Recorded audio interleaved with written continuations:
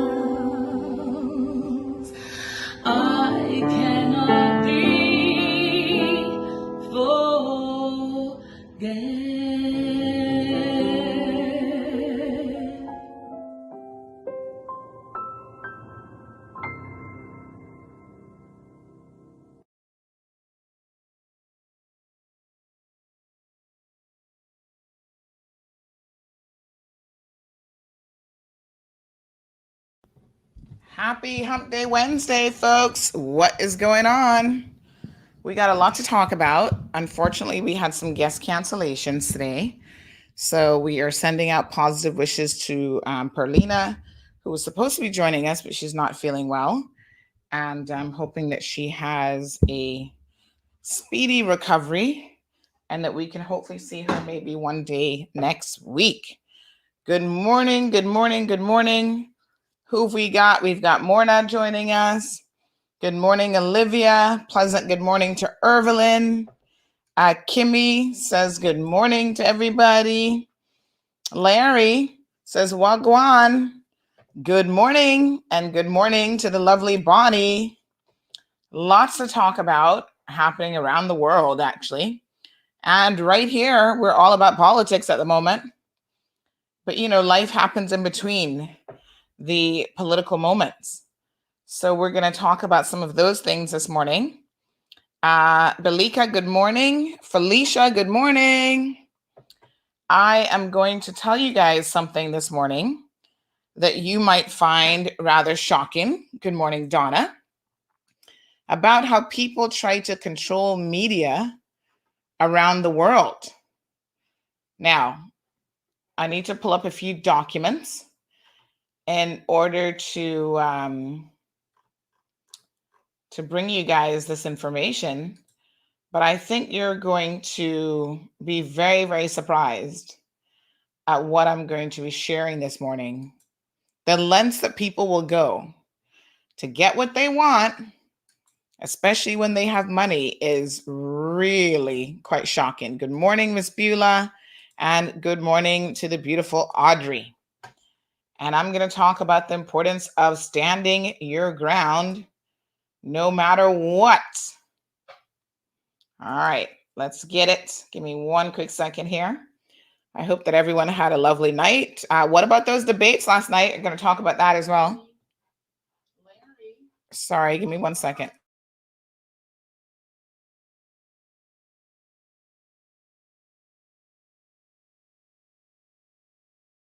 All right, I was pulling up the other screen here and it started playing me in the background. So I'm just about to share this link with everyone.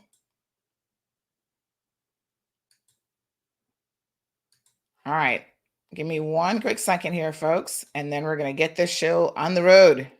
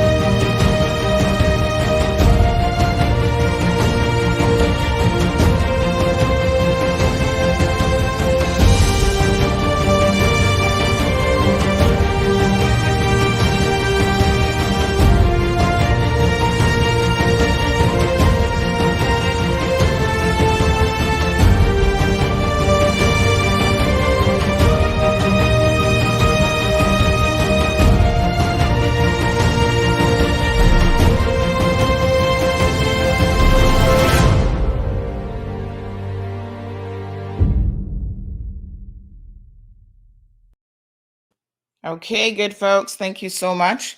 So, where shall we begin? Let's start with the utterly ridiculous first, because I don't know how else to address this, but to tell you guys the cold hard truth. So, here in CMR, obviously, we get served with our fair share of lawsuits. Having said that, though, I've spoken to Wendy Ledger about this before, and she said, Sandy, don't take it personal. In our early days, we were getting sued all the time as well. And you just have to stand your ground no matter what, because people will try a thing. It doesn't matter if they are successful, not successful, or whatever the case may be. But, they're going to try. So I do want to, give me one second here. Looks like I forgot to send this to one of my news groups. Right. So I do not take it personally, but I also know how incredibly ridiculous people can be. So good morning, Tracy. Good morning, Ina. Good morning to Miss Ann. Hey, Richie, Rich, what's going on? Barbara, Louise here. And of course, Louis says, good morning, CMR Massive. Happy hump day, everyone. Tea time. And I actually have my tea. Give me one second. I'm just pulling up a document here. But I do have my tea this morning as well, child, because I needed something piping hot to even address this issue today. So do give me a second to pull this up so that we can have the discussion in context. So I'm going to show you guys exactly what has been going on around here. Now, yesterday I told you guys, I don't know if I told you actually, but I was a bit busy and tied up trying to get a few things done in the background. And that's the biggest thing for me. Like when people come at me with these frivolous lawsuits, it's not that the lawsuits have any merit or anything of the sort. It's that they waste my time. That's the part that kind of pisses me off the most. And to be quite frank, it's also why I have made the mistake of ignoring a few lawsuits, which we're going to talk about a little bit later on, because there's one right now that I'm in the middle of that was totally my fault, ignored it. You think that these people are so incredibly frivolous that, first of all, you make the mistake that thinking that no lawyer is going to even take them up. But let me tell you, lawyers have No scruples, most of them. And they will do whatever for a couple dollars, right? And it doesn't really matter almost what it is that they're doing. So let me just bring this up here. I'm going to show you guys what's going on. So yes, let me just bring up this. So on Tuesday, and I am going to turn on my camera here in a second. Was this Tuesday or Monday? I think this is Monday. I got this most ridiculous email from my website hosting company. And I'm going to pull this up. And I want to talk to you guys about this. This email. Okay, here we go. Here we go. Ready with your tea? I got my, what am I drinking this morning? Infusion lemon and something. Lemon and honey, I think this is. All right. So there we go. Make sure you guys can see me perfectly clear. So on Monday, I received a message from my hosting company, from their legal team. And I want to show you guys this because I don't even know if you're going to believe how incredibly ridiculous this is. Okay. So this is an email that I got from my hosting team. I'm going to read it to you because I realize it's kind of small, where they say, "Hello, Sandra." I don't know who told them that we were in a first name basis, but anyway. "Hello, Sandra," they say. We recently received a complaint that certain content was posted on a website hosted on your server. Technically, it's their servers, but whatever. We won't delve into what they've actually said yet. Without the subject's authorization. This email is to notify you of the pending suspension of your web hosting account and related service pending resolution of this matter. Our legal department must receive a response within the next 24 hours, or your site will be disabled pending your response. The practice of publishing untrue or unverifiable information about a person or entity which negatively impacts that entity's reputation is libel. Libel is illegal. Use of our servers for any illegal activity is a violation of our terms of service and can lead to suspension of your account or termination without refund. The link to the material in question can be found here. So they provide a link, and I'm going to tell you guys what that link is here in a second.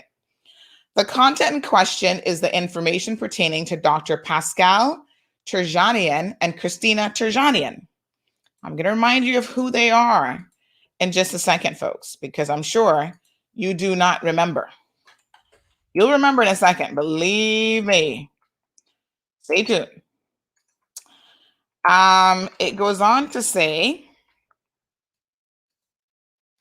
that please direct any questions or responses to our legal team by emailing them at, and it provides their email address.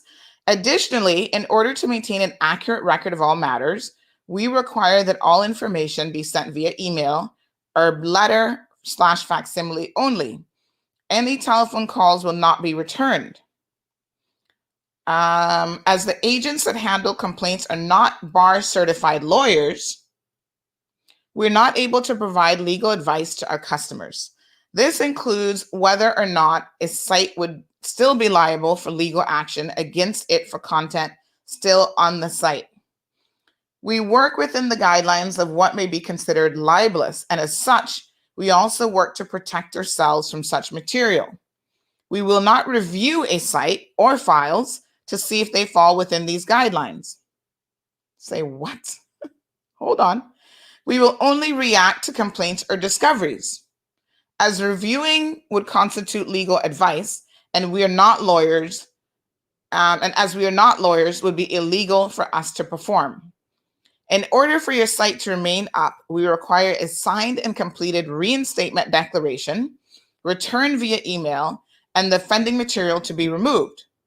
The form can be downloaded at the following URL, and then they give that. For additional information, please visit, and then they have their policy link. Thank you for your cooperation. We look forward to your reply and to working with you to resolve this matter. Our office is open from 9 a.m. to 9 p.m. Monday through Friday Eastern Time. If you have any additional questions or concerns, you may respond to this message and we will address those matters. Needless to say, I responded and really and truly wanted to say WTF without the initials. So here's what I responded and said to them. I'm going to show you guys some. First of all, when I say to you that I have to stand up here every single day and I have to present the truth, my opinion of the truth, your opinion, and I do this without any compunction of what the consequences will be. What I mean is you have got to be willing to stand up and fight. In this world, Carol just says free speech is dead. Trust me, in this world, they want to kill free speech, but you cannot for a second just cow down and bow out and allow them to do so. So here was my initial response to my so-called hosting company. And I hope that the Terjanians or whoever, and I'm going to remind you of who they are, but Carol's spot on. This was the dentist who breached quarantine and his wife, who breached quarantine multiple times throughout their entire stay here. And I'm going to share the link again in case you guys don't have forgotten. But they have been hounding me since December the 21st. And I want to go back through all the history of that so that you can see what they have been writing and saying to me, because they are the most ridiculous people in the world. And I don't know what comes first, the money and then the attitude that you don't have to follow the rules and nothing in this world applies to you, or the attitude that nothing in this world applies to you. And somehow you get in a position in life where you can allegedly scam people out of money, because this man has, when you go back and read his history, this dentist has an unbelievable record over the past 25 years of what he has been doing in Canada.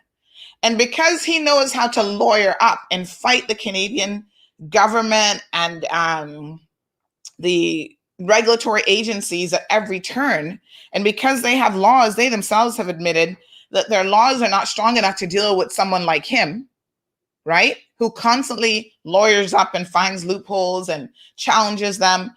The laws are meant for the people who try to, I guess, halfway comply, which just isn't him.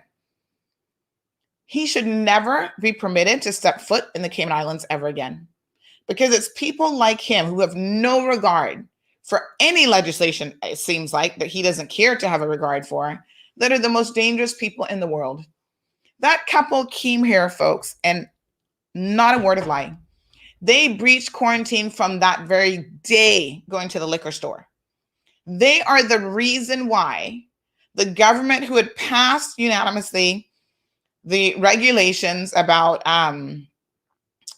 implementing a jail sentence attached to COVID, they're the reasons why the government went, oh my gosh, we forgot to actually gazette it and make it law. Let's rush and go do that now. And that's why poor little Skylar, an 18-year-old, several days later got caught by the legislation. Just remember the sequence of events. It was this couple and their brazen attitude, climbing the fence, distracting the security guard. So when he looked one way, they could run out the other way, going to restaurants, doing the most. They are an unbelievable couple. And we're going to talk about how they decided to have their legal team contact me in December. And because they couldn't get anywhere, this is now where we end up with them trying to go to my hosting company and lodge a complaint. And my hosting company is so stupid. You heard what they said in their email. Let's review what they've just said to me, right? So they said that they received a complaint that something has been posted without someone's authorization. The stupidity of that, I was like, what? We are in the news business. We don't need people's authorization to report on them. That is dumber than dumb, okay? And then they go on to say that the practice of publishing untrue or unverifiable information, don't know where they got this definition from for their non-practicing or non-bar lawyers, Okay, I don't know who's on the legal team here. They say that that's libel, and libel is illegal. So they come to all these conclusions, but then they say that they're not willing to review anything in order to draw any conclusions because they're not going to give anyone legal advice. Okay. So here's my response to this beyond ridiculous email. So I said to them, good day, this is Monday afternoon. Please note that this company, meaning the company that's acting on behalf of the couple, is trying everything in their power to take down a somewhat unflattering article but they have no legal basis on which to do so. In fact, their initial correspondence of December the 21st was called a courtesy request.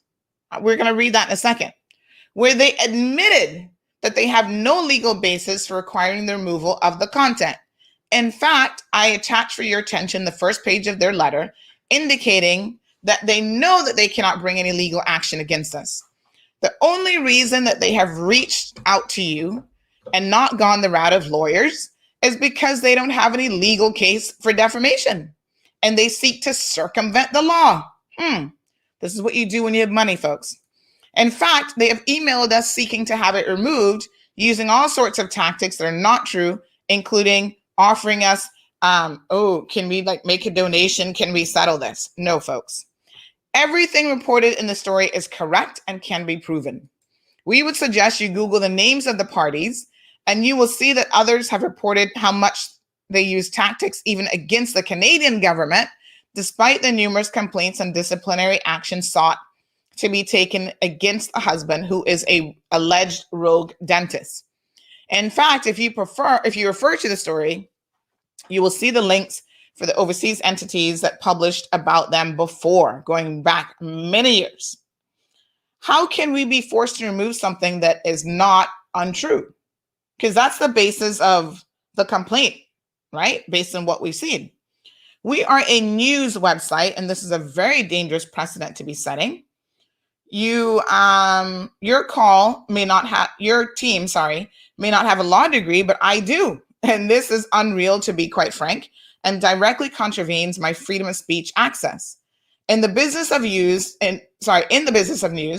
I do not need their permission to write about them, as long as what is shared does not breach any laws, which is the case.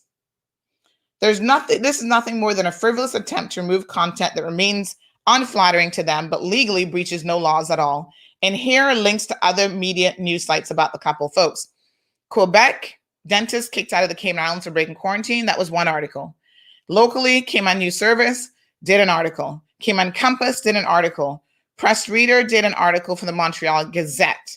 There was another one here from Ground News, Windsor News. There was a couple French-Canadian newspapers that covered it as well. And there was the mytizda.com news article. At least 1, 2, 3, 4, 5, 6, 7, 8, 9, at least 9 different newspapers across the world covered their breach. And of course, not to mention their rogue behavior in the past. So I say this is a small sampling of some of the exact same coverage that has been undertaken. On another note, I am disappointed that as my hosting company, you would seek to take this action whilst admitting that you're not actually practicing attorneys and do not fully understand the law even. This now gives me reason to pause and consider other alternatives for hosting. Your email has made certain conclusions, such as the fact that we have committed defamation / libel, and therefore violated your terms of service. What you have said is that a mere complaint is enough for you to take such drastic action. A complaint without merit? ? That's alarming, to say the least. If you feel that your position is correct, we are happy to look for alternative hosting options in light of this type of policy. So they come back again and they have the standard copy and paste response. Thank you for contacting our legal team. We understand. Oh, no, that was the automated response. Sorry. 1 second.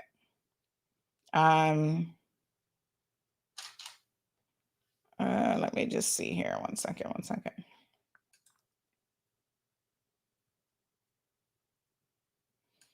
Right. So they come back and then they say,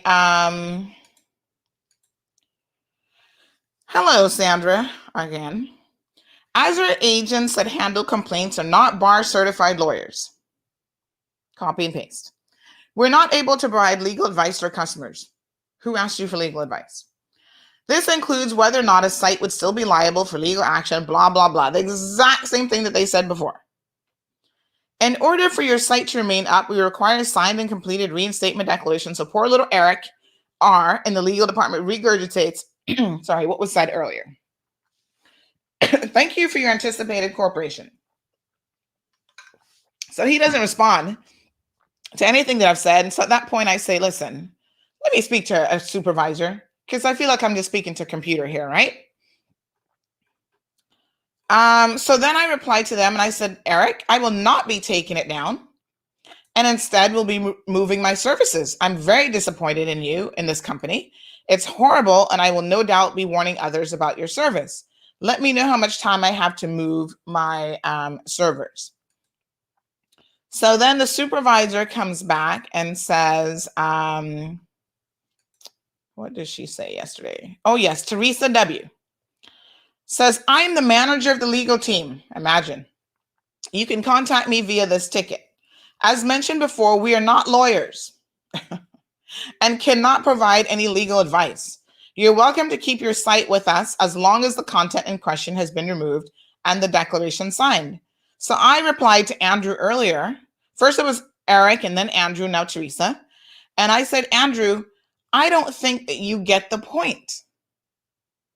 We cannot allow anyone to dictate to us that we have to remove content off of our website without any legal basis to do so. Imagine if every news organization allowed themselves to be held stronghold and had to remove content just because someone complains. That's utterly ridiculous, actually. This complaint has no legal merit whatsoever, and I remain disappointed at your approach. I look forward to your legal supervisor contacting us and someone providing some further information. So then that's when Teresa comes back and says, I'm the manager of the legal team. As mentioned before, we're not lawyers and we can't provide legal advice. You're welcome to keep your sites with us as long as the content in question has been removed and declaration signed. So we have other business with this company, and they actually have the audacity to recommend or suggest that I would be willing to keep my other sites with them. Well, you know that they must be. It is Lent, so I did say I wasn't going to use any profanity, right? But you must know that they're out of their minds. So I responded to Teresa and I said, I don't need your legal advice, okay? As I'm well versed in the Cayman Islands law and the law of defamation, generally speaking, you should advise all of your clients that all it takes is a frivolous complaint with no merit to have them threatened with site removal. I will not be removing the content, and we are moving our business elsewhere, and you should be ashamed to even suggest that I allow my news site. Suggest that I allow my news site something. Looks like I got a little typo there. My news site story published by no less than 10 other news sites to be taken down. Your legal team lacks common sense and are a bunch of cowards, really. And that's what I said to this so-called legal team who are not even lawyers. Folks, the ridiculousness of this couple is demonstrated by the letter that they had their attorneys send me, which I'm going to pull up here now for your benefit. Here we go. So this was a letter dated December the 21st. This was their first correspondence with us. To whom it may concern, and they have it titled Courtesy Requests. I want you to understand just with that title alone what that means. The second you see that, you know these have no legal merit whatsoever for even sending you a letter. So we have been retained by Christina Turjanian in connection with an article published on your website. And here's the following URL. Whilst we support free speech rights, listen to the liars, and have great respect for the work journalists perform, especially in the current anti-media environment, Our client does have some concerns about this article, really. Well, we had concerns about her behavior, her illegal, unlawful, and offending behavior when she came here with her husband and breached COVID numerous times. All right. So they go on to say, we are not permitted to give you specific details at this time. WTF? What are you talking about? However, our clients believe several facts were reported without necessary context and or that some details conveyed in this article are wholly incorrect.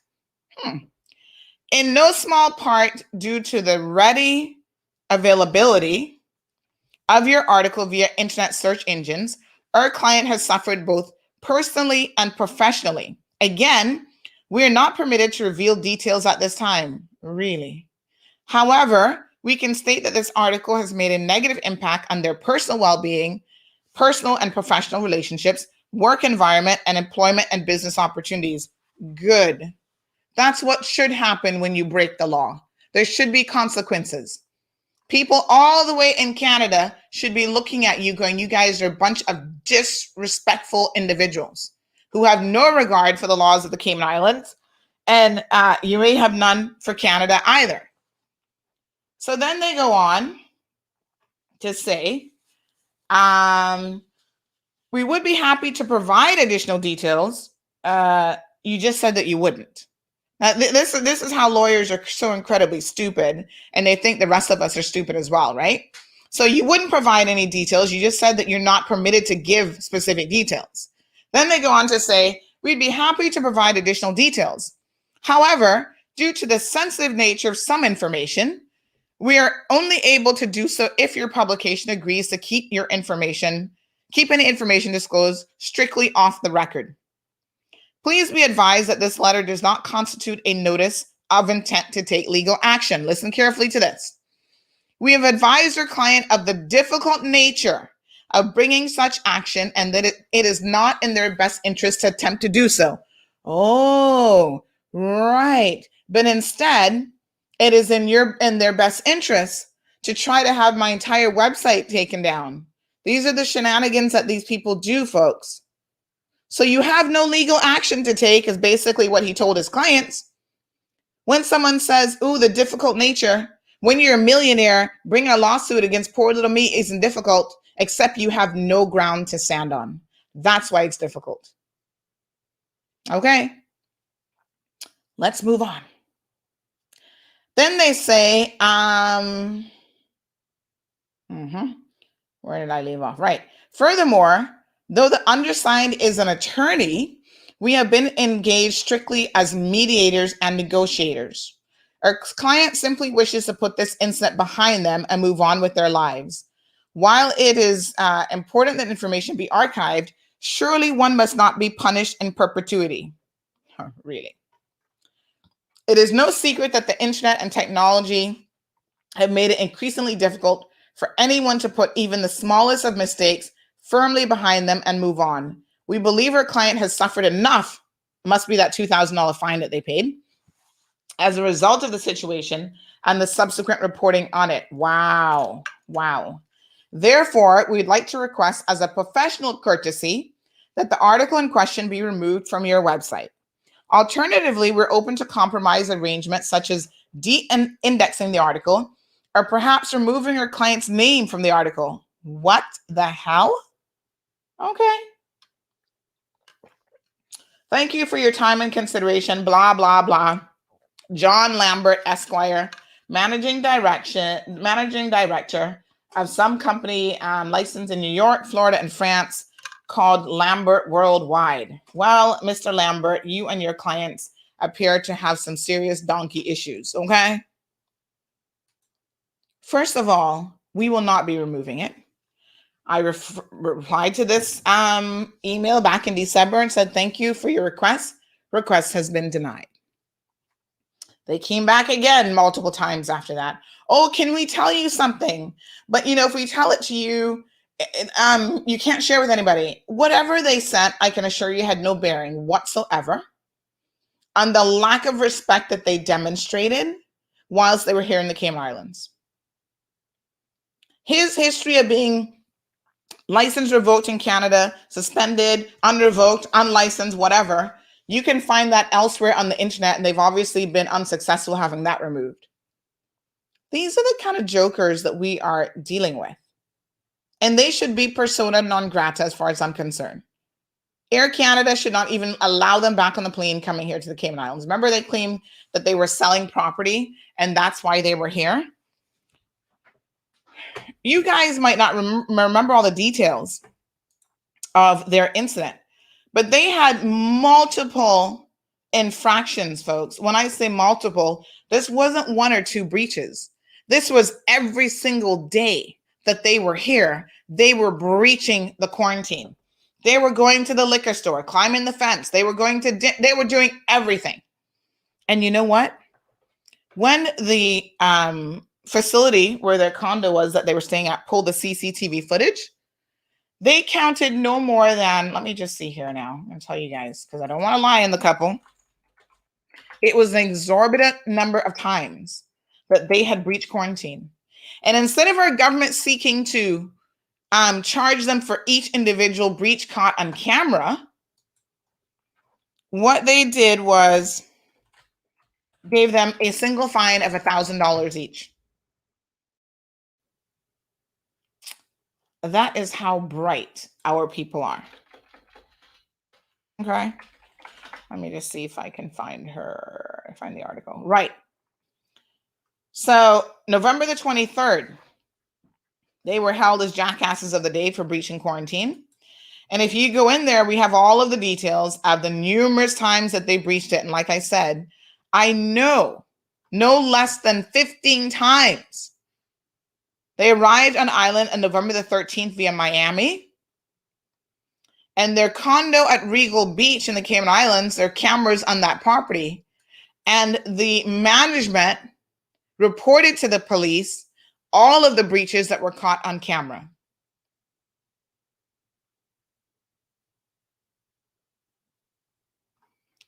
Folks, this couple has no respect for the laws of this country. They were both fined $1,000 each and $200 for court fines. Now, remember that this French-Canadian couple had originally pleaded not guilty. This is the kind of people that they are.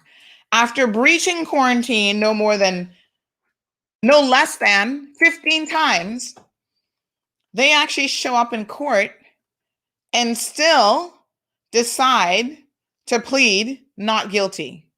Yeah, this is what we're talking about here. You see, this is where I have absolutely no issue with people with money, because I'm sure there are a lot of good people in the world with money.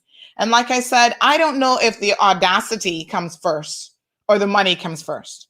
You know, does the money create this type of thinking that you could be caught on CCTV camera? You could have breached quarantine from day one, going to the liquor store, and yet you have the nerves to actually show up in court and lie about your pleading not guilty, wasting the court's time. And the court is so stupid that they only end up fining you $200 for that, for court fees. Here they are. Remember? So they pled not guilty, but then their lawyer informed them that there was more than sufficient CCTV footage for them to be convicted. So it was only after they realized that, yeah, they kind of caught you in every single time you were sneaking out, and they've gone and pulled the camera and the police have all that evidence, that they then changed their plea to guilty. Wow. Is that not crazy? So am I surprised now that they're trying to get CMR's website taken down, them and their mediating legal team? Of course I'm not surprised. Not in the least bit. Because that's what people like this do. And I hate to, try to categorize them, but they're a special kind of special. This is exactly what they do. Huh. All right. So there was footage of them going to the grocery store, liquor store, swimming in the ocean, and taking sunset strolls with each other on the beach. Apparently, they tampered with their geo-tracking device, and it has since been replaced. This is what the article said. The bracelets were not placed securely on their wrists, but instead were close to their elbows. They would leave it in their rooms along with the government-issued phones and go on about their affairs. Known breaches include November the 13th, the day of arrival. The wife jumps the fence to go to the Marriott, and the husband walked through the property. Both went to the store and the liquor store. November the 15th, they went for an evening walk and sunbathe. November the 15th again. Decided to go and dump the trash more than 300 feet outside of the perimeter. On the 16th, another trip to the dumpster. On the 16th, again, another trip out.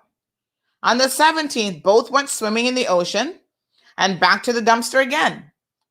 November the 18th, sunset walks hand in hand. Wow. They went as far as taking certain steps to conceal who they were, including wearing hats and watching the security guards' movements before leaving the property. When they were moved to a government facility, I'm just reminding you guys of what kind of special these individuals are. When they were moved to a government facility, their constant demands and complaining led our government to kowtow to them and move them back to Regal Beach on the Sunday after the announcement of their breach was made public by GIS. They were refusing. Listen to the type of people they are. They were refusing to pay the government quarantine fee, because that's just the type of millionaires these suckers are, or whatever amount of money they got in the bank. Refusing to pay the fee at the Holiday Inn facility. And in less than 48 hours, government caved in to their demands. Well, I hope that they're watching this morning, Christina and whatever his name is, because I can assure you that the government of the Cayman Islands might have no balls, and they might be inclined to cave into your demands. But you've obviously not heard anything about me. Okay? I'm not the government of the Cayman Islands. And I will not kowtow to you, Dr. Turjan, whatever your name is. I don't care who you are. I don't care how much money you have. Pascal Turjanian and Christina Guranian Turjanian. I do not care. You could be Bill Gates. You could be the richest person in the world. It doesn't matter to me. Right is right and wrong is wrong. We go on to say how he is no stranger to ignoring the laws after his license was suspended for 30 months back in 2013 for failing to cooperate with investigators. He's also been struck off provisionally in 2010 for having sex with a patient, which was reversed as being excessive, and then struck off again in 2014. The allegations included numerous infractions at the 3 clinics that he operated, and in a Montreal Gazette article entitled "Dentist is a Menace" from 2015, disciplinary board claims. This goes to great lengths, folks, to talk about the type of person that he is. They allege that he was a horrible dentist. Teeth ground down to stumps. A patient felt with her tongue that something was wrong, only to then discover the extent of the damage in her mouth. He had 22 cases that have been complaints against him that have been lingering since 2006 and what they're calling illegal quagmire. 4 new cases have been filed since 2010. This article says that he is a menace to public health. And this was based on the provincial professional order of dentists, which wants him barred from practicing as a dentist immediately. He is accused, again, Montreal Gazette, I guess they haven't been able to remove this. He has been accused of billing fraud, from faking a patient's signature on an insurance claim form, to overcharging and claiming fees for services not rendered or completed. Then there are charges of him intimidating patients and other dentists who have criticized his work. Wow. This dude is a real winner. Buying excessive quantities of prescription painkillers and doing substandard dental work, plus performing unnecessary, wrong, or improper procedures. Wow. Can't hold a candle up to him.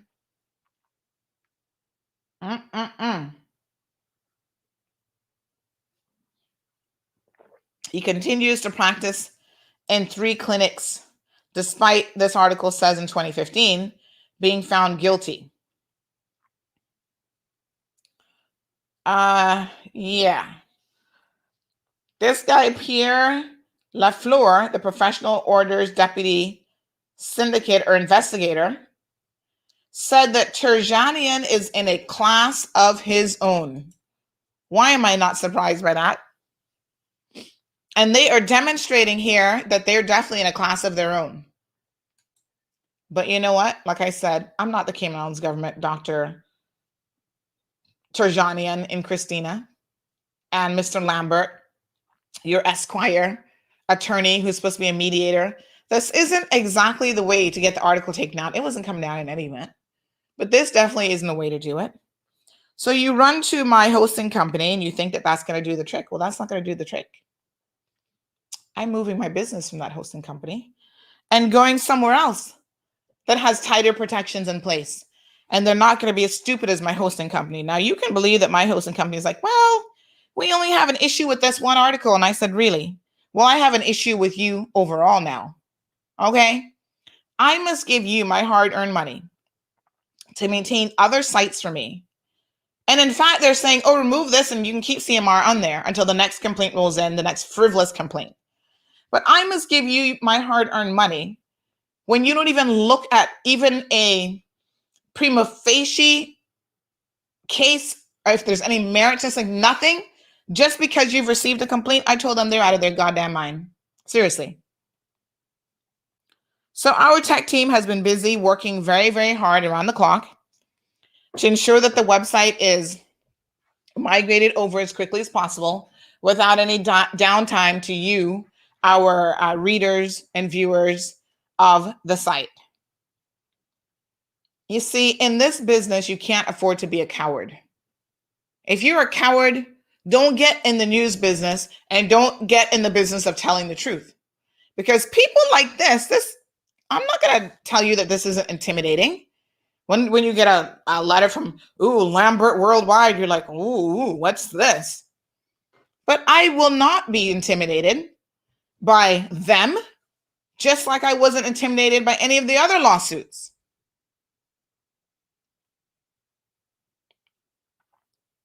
You know, the problem in this country is most media houses don't really fight it. They're just going to take it down. It's not worth it to them. It's not even worth hiring a lawyer. They're like, just take the article down. That's not going to be us, especially when the article is about a couple like this. Remember the Australian lawyer who ran over the elderly couple? He was seeking to sue us too. Now, the irony of that case is we did not even publish the original story on his court case because we weren't around then. We just published the story of his deportation when he was deported from the Cayman Islands, and we referred to him as the hit and run attorney. Well, apparently he didn't like that. And like I said, attorneys have a lot of money to waste. So he didn't like the fact that he was being referred to the hit and run attorney, although that's what he did. He hit and ran after hitting that couple, and they couldn't find him for half the day.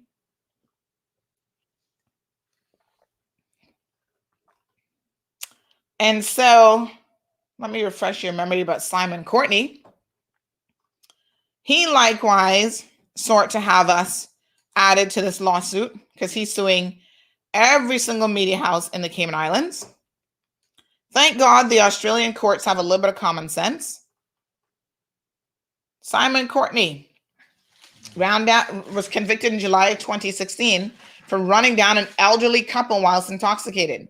Well, the problem with the intoxication part is, unfortunately, because he ran off from the scene, they were not able to take a blood test until many hours later. So he hit them after brunch and then ran off in his Mustang Shelby GT 500. And so, he had other cases. There's another case in 2011, which was another DUI, speeding and dangerous driving, that occurred 5 years earlier. Justice Malcolm Swift said at the time that had that case been dealt with by the courts, maybe he would not have had the opportunity to run over this couple.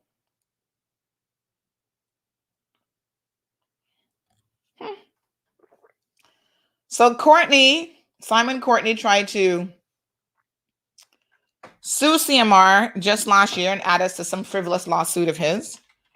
The Compass, CNS, everybody else is actually on the lawsuit. You guys remember we reported here December the 4th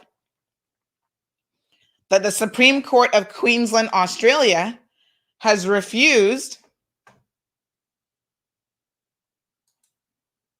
to add us, being CMR, to his lawsuit. And in fact, they said the pleadings were insufficiently precise to warrant her, the judge, joining the respondents as the 8th and 9th defendants. So he was looking to join me personally and then CMR, which is an incorporated company. So thank you for those in the legal profession who have some common sense and will stop these frivolous lawsuits from the onset.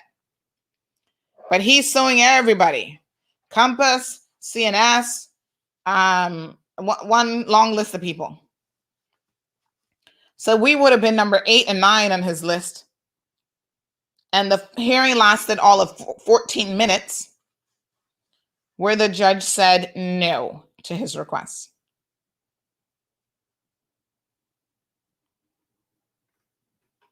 This is what you can expect, but folks, the bottom line is we are not going to kowtow to anybody. Not local interests, not local movers and shakers. Doesn't matter how much money you make or how much money you have or don't have. If you come to us and say, listen, there's an inaccuracy in your story and here's what it is, we are more than happy to make those corrections. What we will not do is a story that is based in facts that we were able to verify, like about this couple. And just because it's unflattering to you, well, the truth can make you look unflattering. Breaching quarantine, you should have thought about those things beforehand. So let's see what their next move is. What do they say? This isn't checkers, this is chess. And I reckon they thought, well, surely Sandy is not going to move her entire website to a new hosting company. She'll just take the article down. And it looks like that's what my hosting company thought as well, but I had news for them. Nope. We're going to lose some money because we have to pay for hosting services in advance. But rest assured, money isn't the problem here. It's lack of integrity, like these people.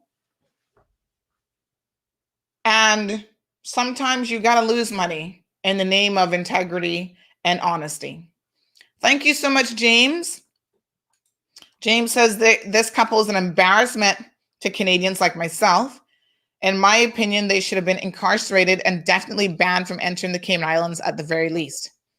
Yep, they kind of skirted away because our government being so slack, we talk about how well they handled the pandemic, but it's instances like this that demonstrate that they were not handling it well at all. Because in fact, they actually passed legislation and then forgot all about it. That's why they got away with no jail sentence. Good morning, Jackie. Venice says, don't back away. Girl, you're not going to worry about that. There'll be no backing away here. Irvin says their actions and behavior cause them to suffer a loss. Well, who knows if they have suffered any loss? Knowing them, who knows? They're just saying that. Sanya says they're gasping at straws. Absolutely. Good morning, Odette. Irvin says, too late now. They're feisty too about not paying the fine because it was too high. Yeah. These people are something else, boy. Special, very, very special individuals. Okay. Request denied. You better believe it. Louis says they suffer enough because they couldn't do what they wanted to do in Cayman. It's just shocking that these people even claim that they're suffering. I mean, really? Sue says this is crazy, unbelievable. They got kicked off of the island, escaped prison time. They should never be allowed to come back.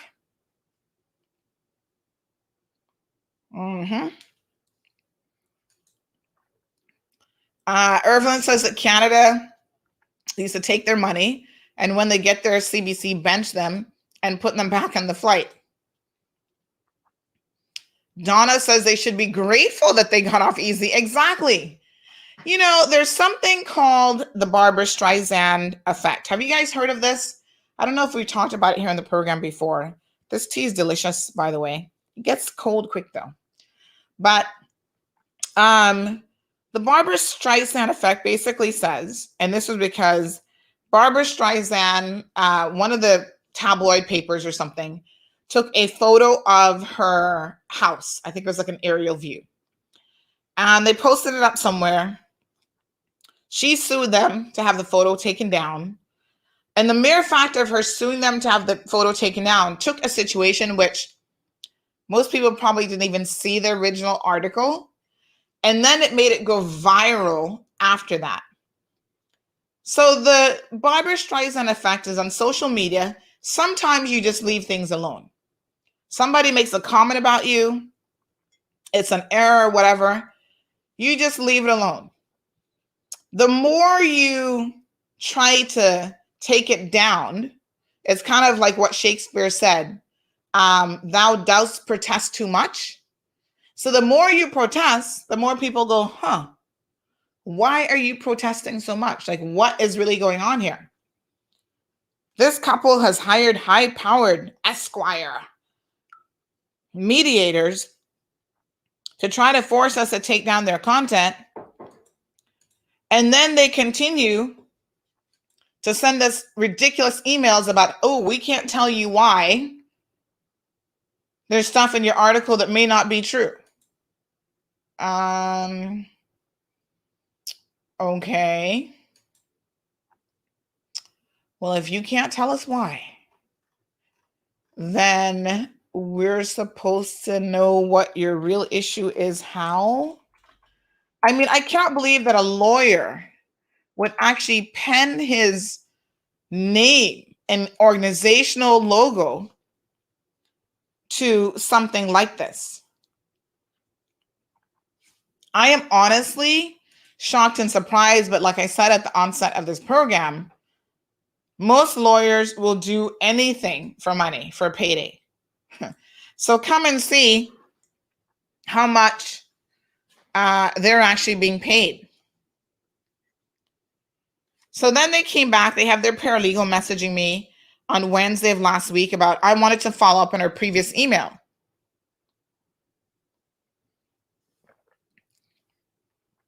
Claiming that charges were dropped in relation to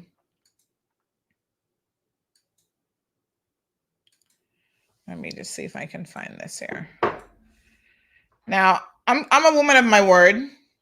So I said to them, if you send me whatever this is you're claiming that you have, I'm not going to share it. We're not going to write about it.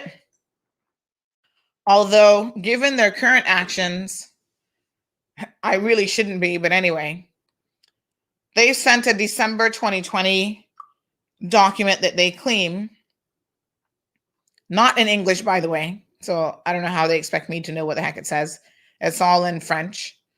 But they claim exonerated their client as it relates to some of the complaints against him being a dentist in Canada.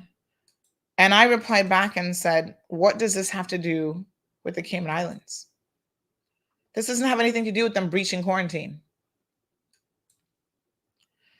Louis says, stay strong. Telling the truth will not go without fight because it's not easily digested. Truth is not respect to a person if you're in the wrong. Jasara says they should be ashamed of themselves and they should not be allowed to re-enter the Cayman Islands again. Richard says this sounds like the U.S. Democratic what? Yes, Melinda, them again. Thank you, Miss Rosa. Thank you, Jennifer. You're absolutely right. Not today or any other day, Bobo. You got that right. There's something else. So I wanted to just explain to you guys this morning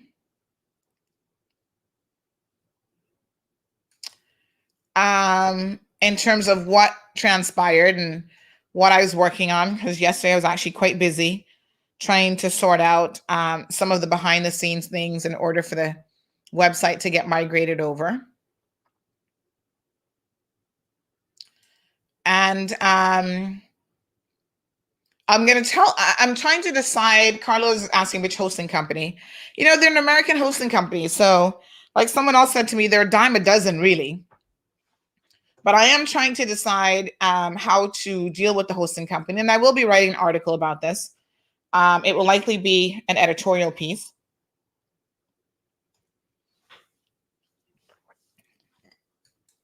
So Jay says if I won, there was no lawsuit here. They actually said that there was no loss. There's no legal grounds. Like read between the lines, because when a lawyer says that he's advised his clients that it would be difficult to do anything about this, that means you don't have a crutch to stand on. You don't even have a stump to stand on.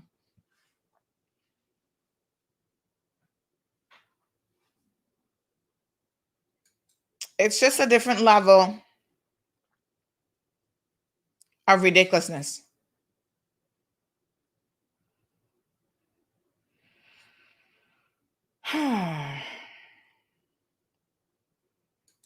Jay, I'm not quite understanding this comment. It seems like CMR is being paid off to let people off. Well, we're not being paid off by nobody. Not for all the money in the world. In fact, I remember when we did an article on the Intertrust guy.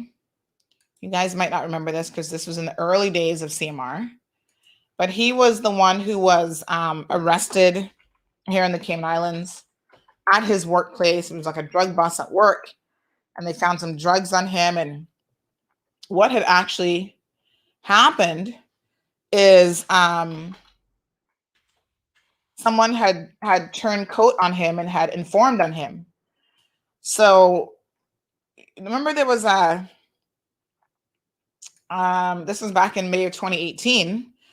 There was a case at Cayman Airways where they found some guys importing drugs.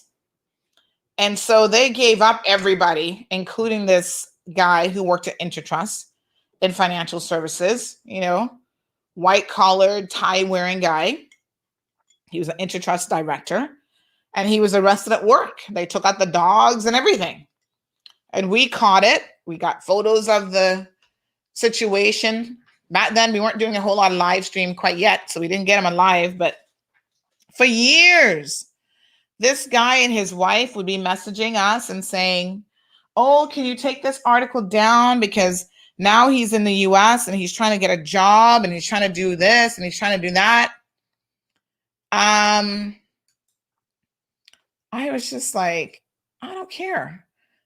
If you have an issue with the facts in the story, then let's talk about that. What can we fix? Is there something wrong with the story? Because if there isn't, good on him that he's now gotten a job in the US. Because remember, he went to the US and actually left a taxi cab high and dry, refused to pay his taxi fee. These guys are just, my God, the things that they do and that they get away with is just shocking. Honestly. Babylon says, are we in Facebook? Yes, my dear. We have over 32,000 followers on Facebook. Look us up. I'll send you the link. We live stream every day, Monday through Friday, on Facebook and YouTube. Yes, Mona, we know they get certain privileges because of a number of different things. So if you haven't had a chance to like our Instagram or Facebook page, check us out. Traffic was horrendous this morning.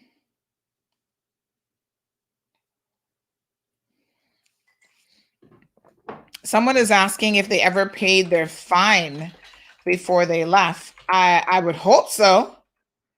I mean, really, would we allow them to go away and not having paid a fine?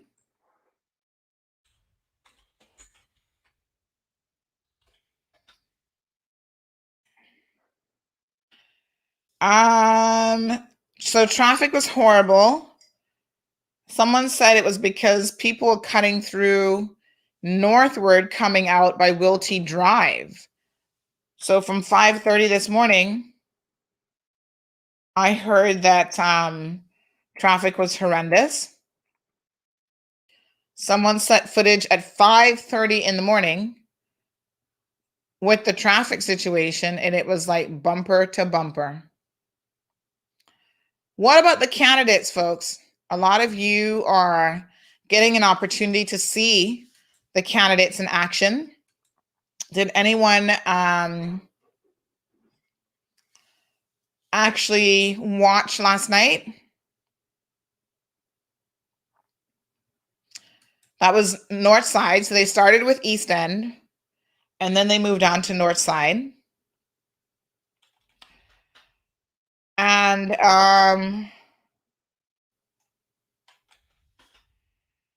let me just see here.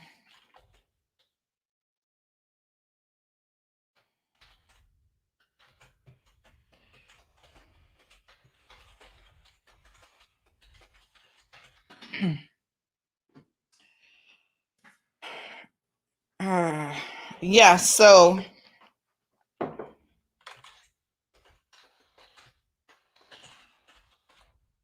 there wasn't anything, terribly exciting about the East End one, I must admit. It was all right. But last night, wow.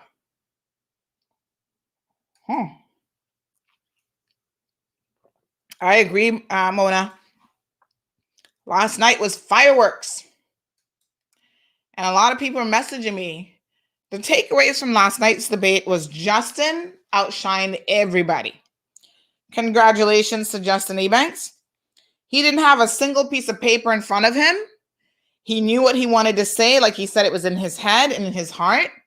And he spoke with passion and vigor, and he was blazing.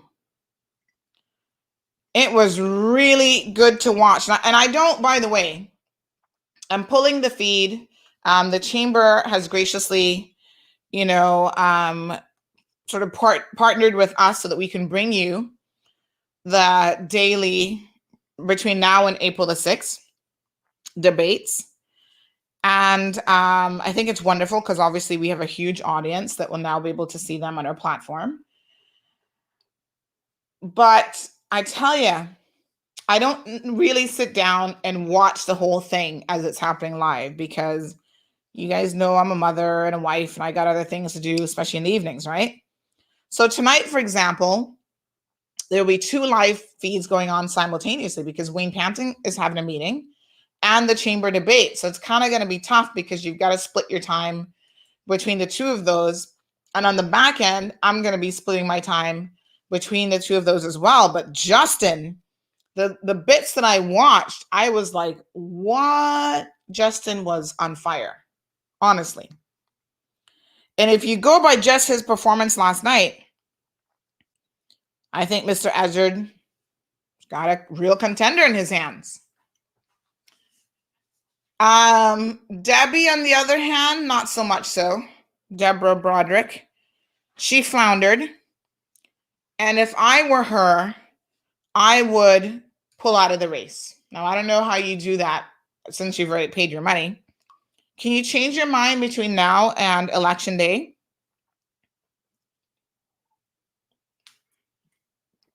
I wouldn't waste my time. Just consider it a donation to government coffers of $1,000.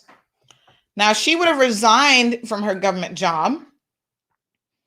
I don't know how easy it is to get that job back, but I would be reapplying for that job in a hurry because they probably haven't yet filled the position. Ms. Deborah, we've seen your post before, and we've talked a little bit about how you try to go at CMR. But putting all of that aside and being as objective as I can be, your performance last night was actually horrendous. There's no other way to describe it. And so I think that you need to have people who are willing to be honest with you. And, the cold, hard truth, the honesty of the situation is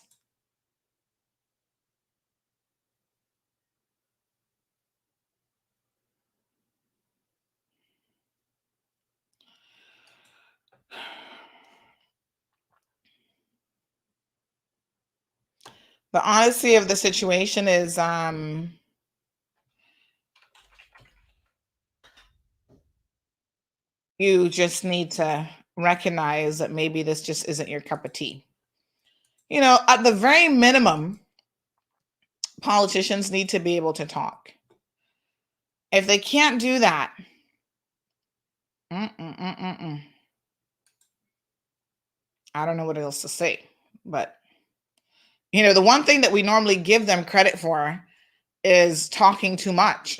Like, yeah, they talk and they've got great ideas, but can they actually get things done? So I suspect that if you're not even able to talk the talk, like you can't, she was reading from her notes, poor thing. And even though she was reading from her notes, the delivery, the response, the actual direct answering of the questions just wasn't there. You know who it reminded me of? Captain Eugene. I don't know if you guys remember this, but during the last election, and I think the one before that, the CDP and formerly UDP prepared answers for their candidates. So, okay, if they ask you about the environment, this is what you say. It wasn't necessarily answering like the specific question, but this is what you say about the environment. So they gave them these little cheat cards, and poor Captain Eugene, he would sit there and read those to his little heart's content. It was kind of interesting to watch him do that because it reminded me of when I was in law school. I remember year one, I think it was David Mitchell, who's the Mitchell Davies, sorry, who's the director of the law school still. He's been there forever as a director. He said during exam prep time, listen, guys, when you get a question, right, your exam questions, you have got to read the question with a view to answering that specific question. Because the mistake that a lot of people make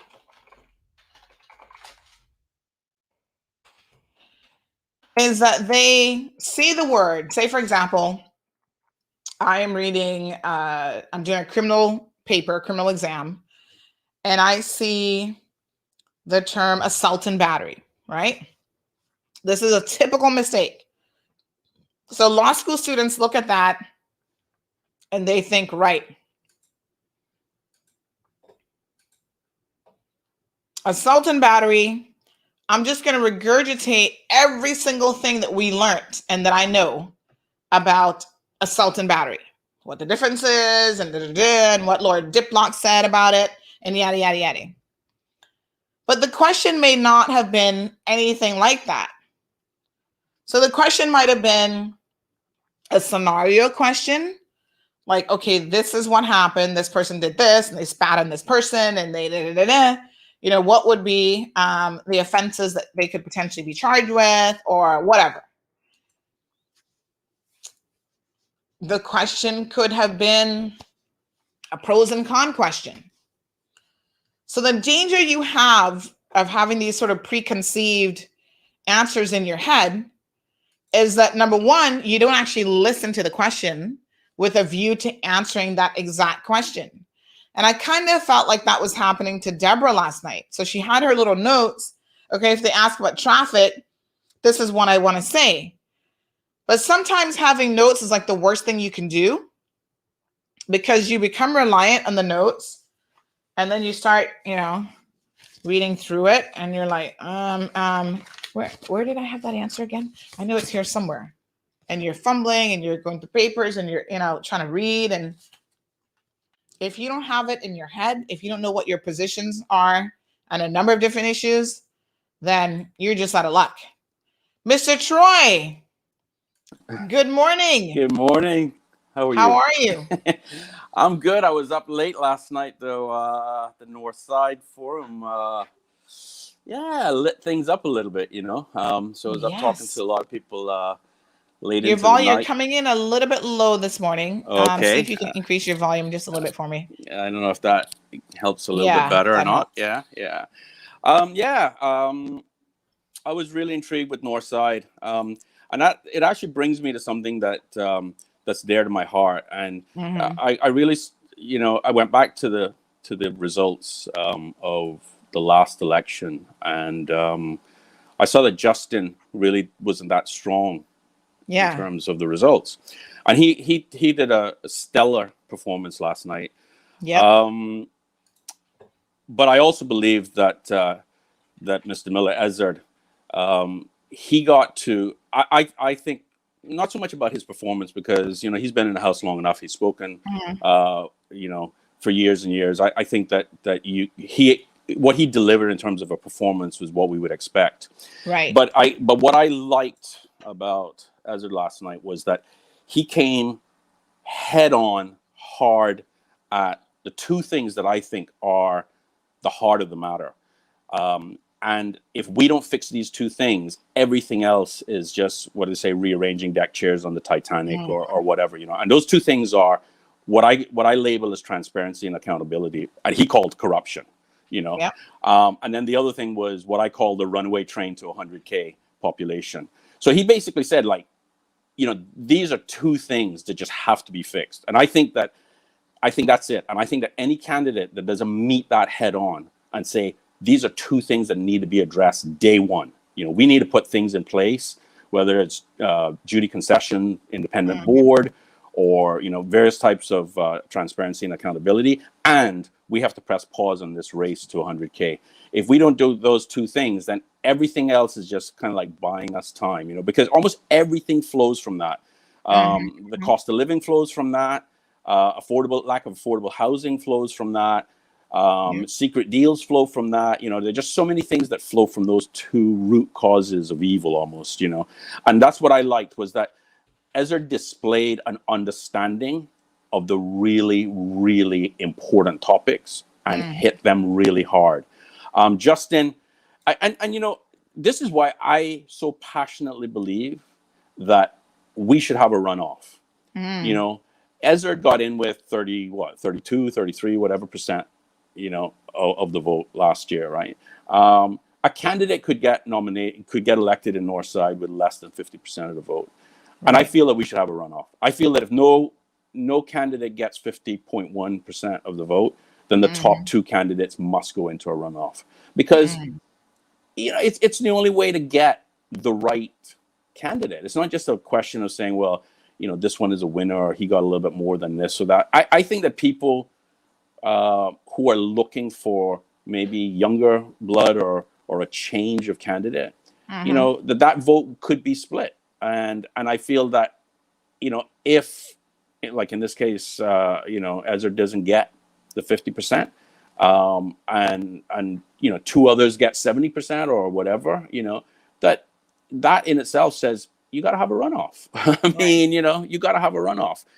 Do you think, Troy, that maybe it's time that we started limiting the districts to like two people running? Do you think there should be a limit in the first instance? I don't think you can do that. I think you either have one or two choices. You either have a primary, so if four stand, and of course, we shorten the election cycle anyway, right? I mean, so we don't have time for primaries, right? And that's why I believe that we have to use a runoff system.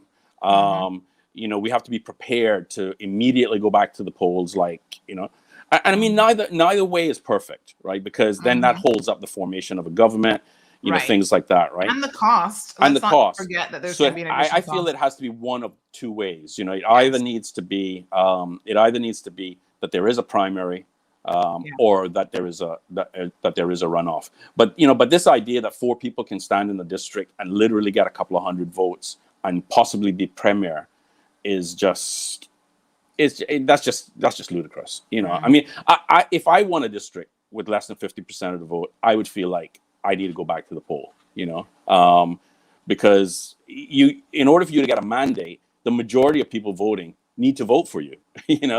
It's just a principle of democracy. It's as simple as that. We need to change our system, that in order to get elected into our parliament, you must have 50+1% of the voters of your district. It's as simple as that. Whether we do it by primary or we do it by runoff afterwards. And I think Northside just shows, early on in these forums, it shows the need for that, because from that little district, we got at least two strong showings last night. I think the third candidate wasn't as strong, and Debbie, I think, definitely was, brought up the rear, so to speak. Her heart's in the right place. She was a little bit nervous, making some good points. But I think I'm not a Northside voter, but I think that, if Northside had a choice of Justin and Ezra after seeing last night's performance, I think they'd have two very good candidates to vote for. And did you think it was interesting? Again, like you said, he didn't in the election last time. Jay was very close to Ezra. And yet the performance last night demonstrates that Justin was on his game. What do you think accounts for that? Do you think it's just a matter of some people are just maybe better at public speaking and better at answering questions? Absolutely right. I mean, it's obvious that Justin came in prepared for certain questions. He didn't make up those numbers on the pension, for example, on the fly, right? He came in with an answer to that question. Yes. He thought about the numbers, right? Yeah. So being prepared. And then obviously being, either naturally or through training or experience or whatever, being a good public speaker. These are important things. However, and I really caveat this, I would say, some candidates are very good at style, but very light on substance, right? And we're already seeing some of that in the campaign, right? So the style is important, and I mean, I'm a believer, I've been in sales for years and years and years. I lived in the UK. I ran a sales team. I know the importance of preparation, presentation, however, when you got to roll up your sleeves and start to look at policy, that requires you to have all kinds of skills, negotiating skills, team working skills, leadership skills. There are lots of skills that are required of our leaders that are not necessarily displayed in a soundbite or a presentation. And also, I think that because a lot of our electing is what I would call community. It's people.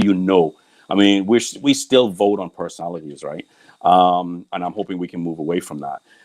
So it is still the door-to-door conversations. It's still who your mama is. A lot of that still comes into play that will explain, a divergence between what we would say is a professional performance in a forum debate and the outcome of an election. So I believe that you need to have style, and I believe you need to have substance. I actually believe that $40,000 is too much. It's too high of a campaign budget. And I know the money can go. I know everything costs, right? But when you really think that what you're trying to do is convince 600 people to vote for you, you need to be having some good conversations with some substance, one-on-one conversations, lots and lots of flashy lights and boards and all that sort of thing. That just allows us to throw money into style rather than money into substance. And I just feel so passionately that we've got to bring some substance to the debate here, because we have some really complex issues and problems to deal with. Social integration. The population that we have had incoming, even just in the last 10 years. We don't have social integration. The population that's coming in.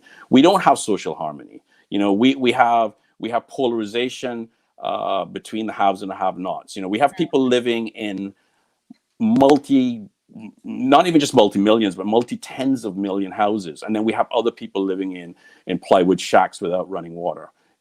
We talk about the average income in Cayman being whatever it is, 80-odd thousand, but that completely hides the fact that you have people that are working on less than $6 an hour and having to pay some of their salary to the person who actually holds their work permit for them. We've got huge intractable problems that we have got to address, and that requires working together. But it really requires a lot of creativity, and it requires us,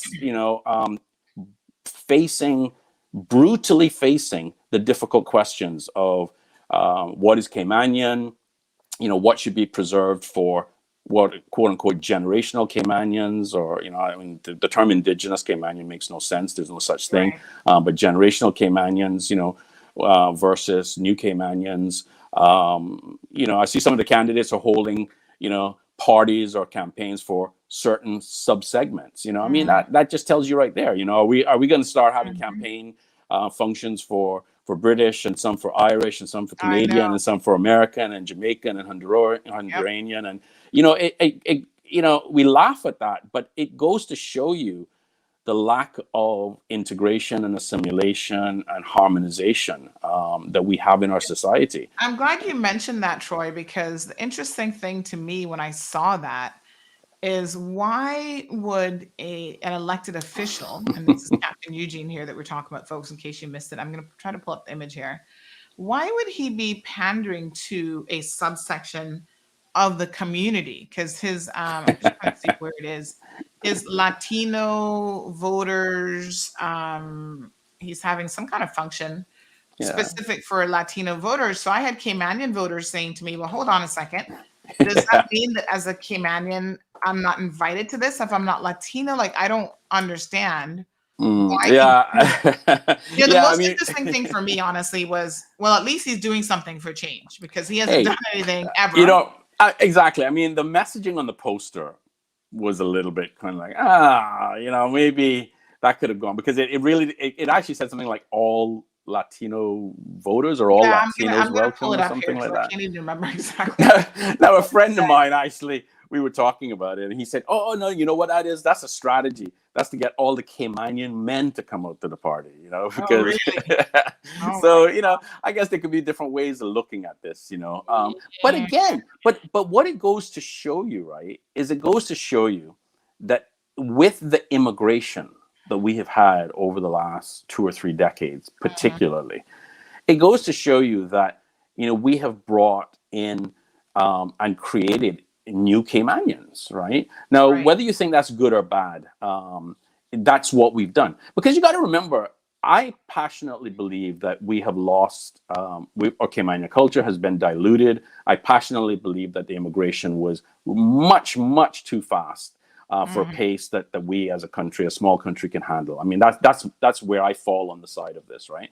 And I feel that we got to pause this runaway train. For whom are we developing? You know, we got to look at what can we do with who and what is already on the island.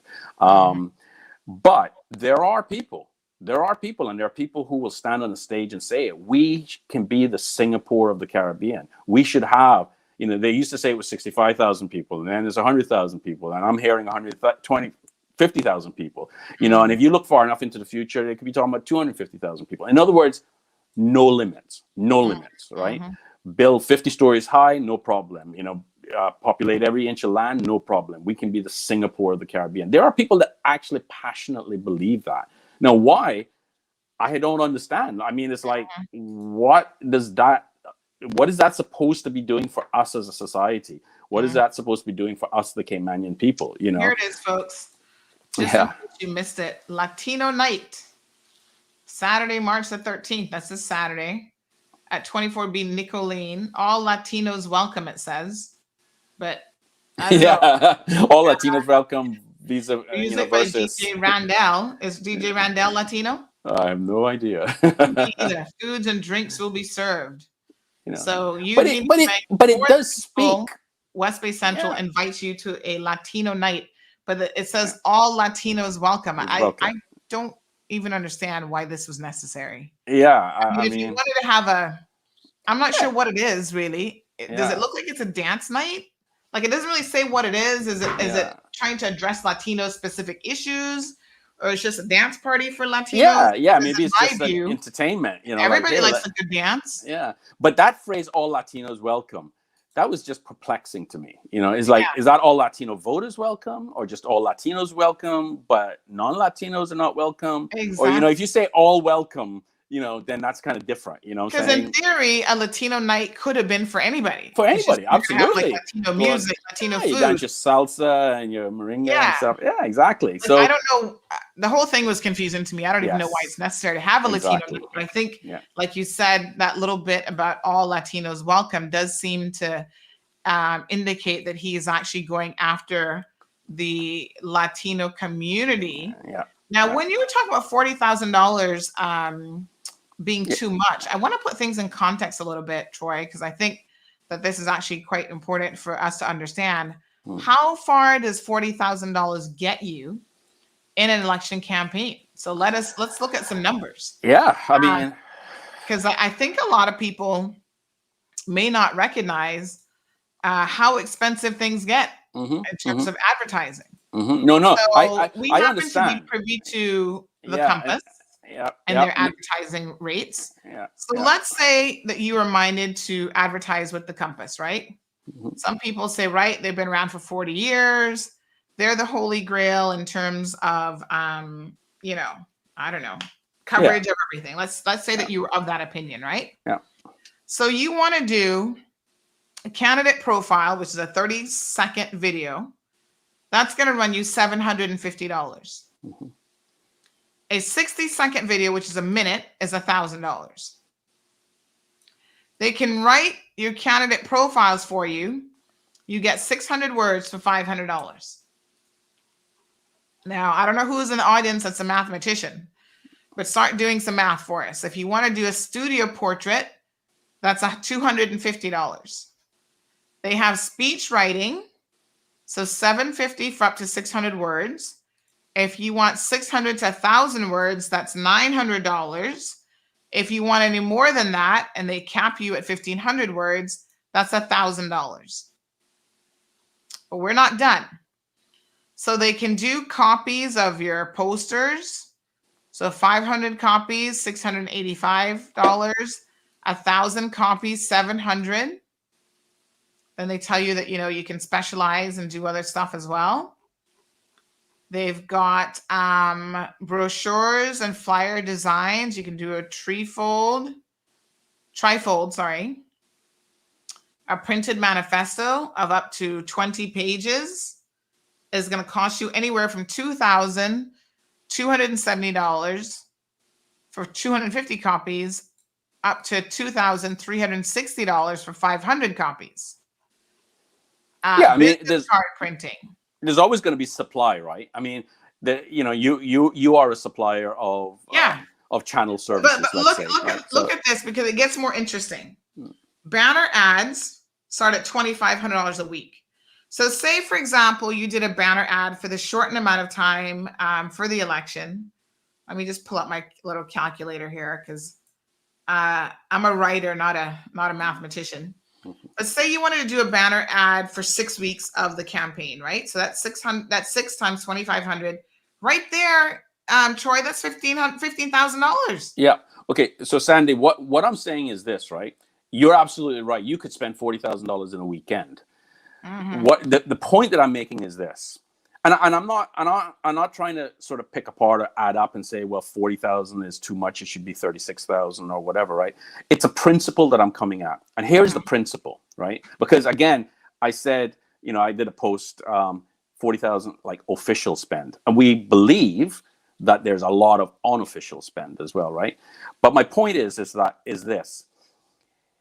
if the $40,000 is being spent mainly for style or for sizzle, then it's depriving the voters the opportunity to understand the substance of your campaign. When I was growing up, you knew your candidates because you knew who was in your district. But I remember going, to the four-way stop where there was a bullhorn set up, and the candidate might be standing up on a little makeshift stand, and everybody was under the street light, and they were talking, right?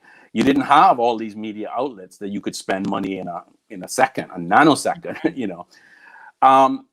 and people were questioned and all that sort of thing. I mean, I remember when flyers first started to be printed and handed out and things like that. But the point that I'm getting is that money in politics corrupts. Okay, it's as simple as that. So I'm talking about a principle. Suppose we had it where it was 100,000 was the official limit. Believe you me, all of the media ads, the cost would go up. The money that is allowed to be spent would just inflate, because there's only so much supply of media time, media hours. You only have so much supply to offer. So if suddenly we made it where it's 10 times the spend, your prices would go up tenfold. So in other words, there is no natural limit. So I like the fact that we have a $40,000 limit, right? That's a reasonable, let's say, limit. But the reason why I was challenging, it wasn't about the 40,000 per se. It was saying to someone, I've got to convince 600 people to vote for me. I've been in presentations and done sale presentations, Sandy, that I've had more than 600 people in the room. Okay. So you mean to tell me that you can't go out and walk around the neighborhood in Northside and shake hands and talk to people and get 200 votes without spending $40,000? That's my point. It's a principle of let us make sure that campaigning is substance over style. Make sure that campaigning, the playing field is level, so that the person who cannot raise $40,000 or will not raise. There are some people that don't want to take any campaign money because they don't want to be bought. They don't want to be owned, but they don't have the means to put together the money, right? So it's like that's my point. It's a principle of democracy that is, as long as we allow more money in, it corrupts and it pollutes democracy. So it's more of a statement of principle rather than a statement of a financial figure. Right. Okay. I get your point. Yeah. And I mean, on the other hand, I think one has to appreciate that probably with any sort of campaign or marketing initiative, you've got to be willing to spend to reap some benefits as well. Yeah. No, absolutely. And I see candidates who don't want to spend anything. Which I find fascinating. So they think just showing up to chamber debate, at least they're doing that much, I should say, is enough. And just telling people that they're running is enough. And then people must come out and vote for them. But a lot of voters, I find, don't even think that they've had an opportunity to get to know who these people are. Who they are. Yeah. I mean, I've written... I've put the questions on each candidate's page. I don't know if I've managed to get on everybody's page, because a lot of candidates still don't have a Facebook page on which you can post a question, Yeah. But guess I've what? asked, Pages are free. Yeah, exactly. That's not something that you have to pay for if you know how to do it, right? Yeah. So 3 weeks ago, I started my Talking Politics page.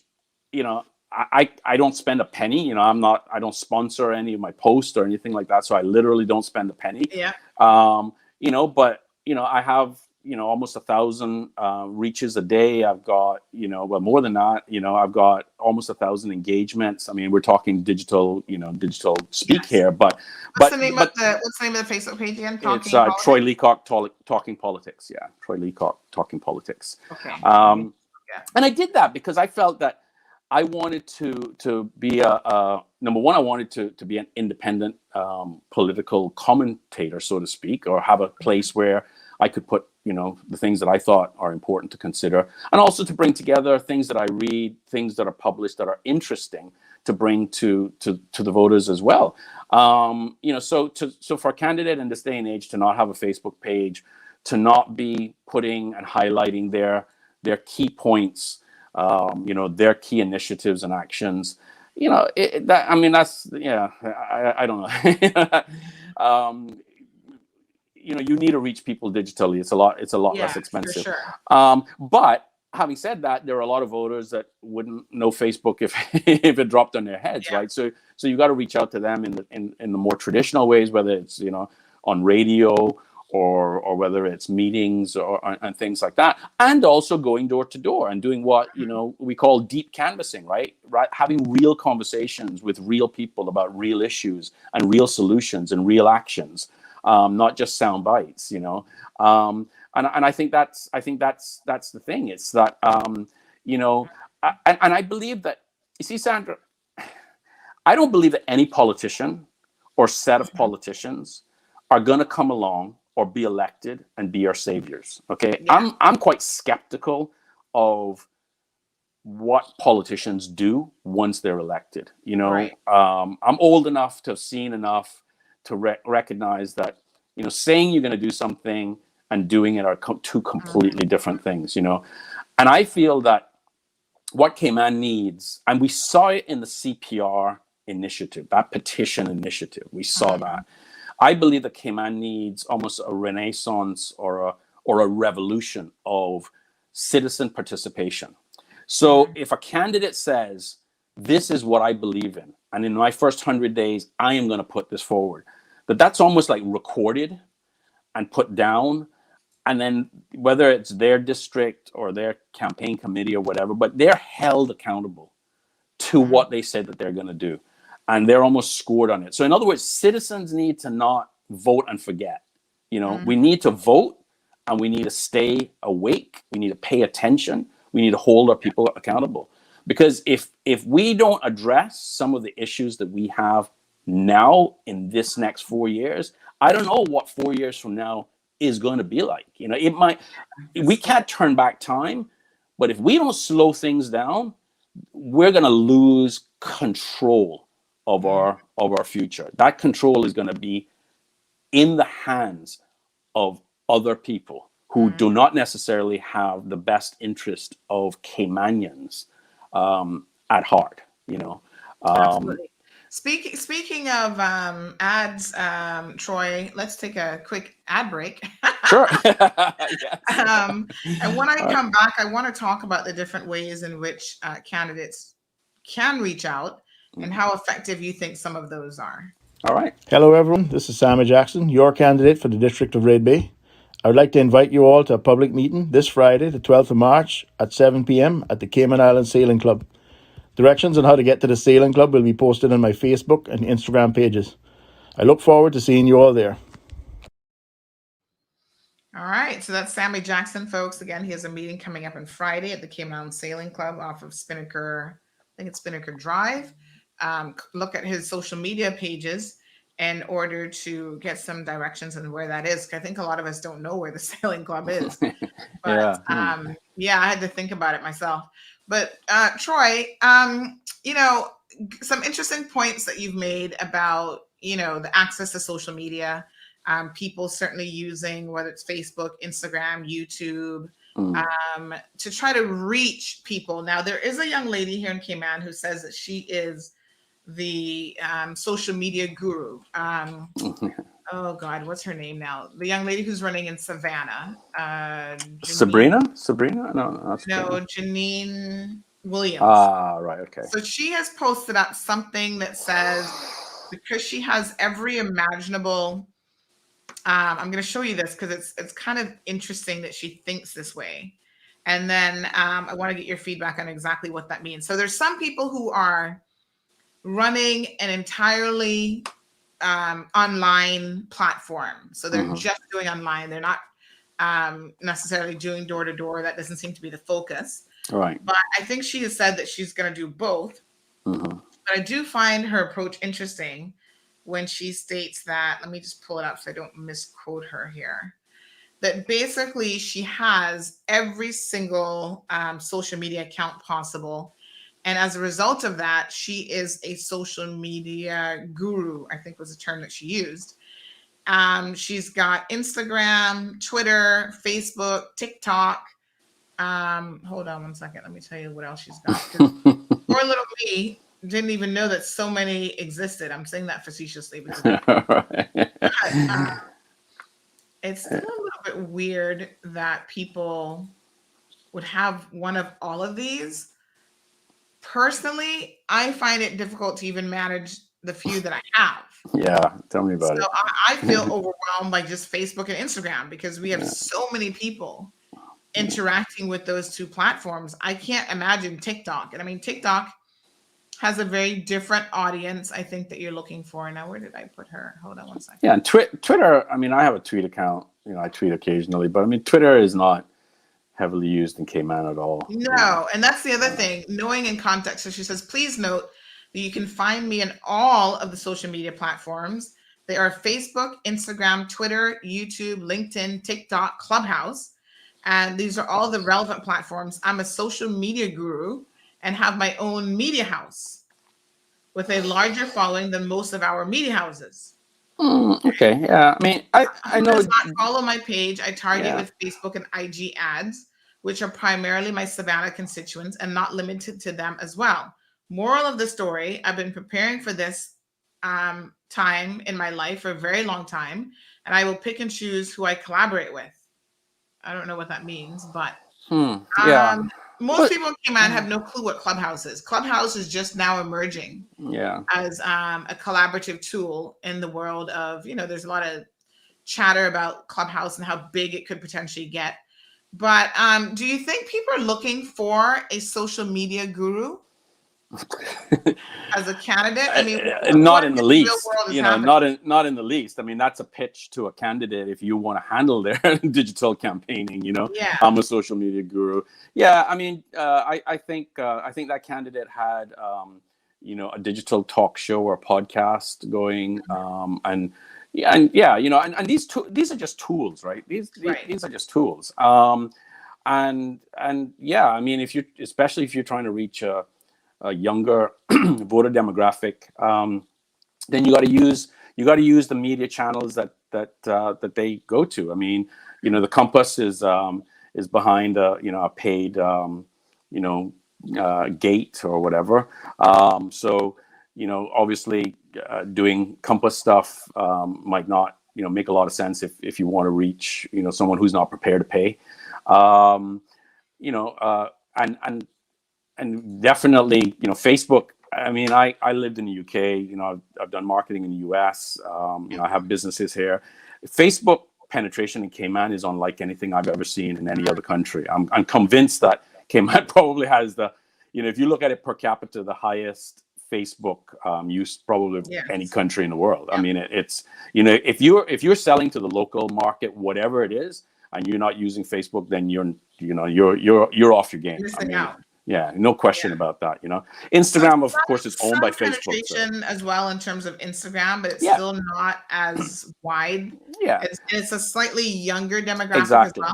Exactly, and of course, it's owned by Facebook, right? And it's become more integrated, so it's much easier now to run a campaign on both channels, integrated, you know, etc. So absolutely, but you know, but any candidate that's not looking at the age breakdown of voters, again, is not paying attention, right? You know, with as much as we've gone out and made an effort to recruit younger voters and get them signed up, you know, this time around, you know, the majority of the voters are still in that sort of 40 to 60 age group, right? That's where, if you don't own that space, then you don't own your electorate. It's as simple as that. And some of those, my mother is 75 years old, and she's really into Facebook.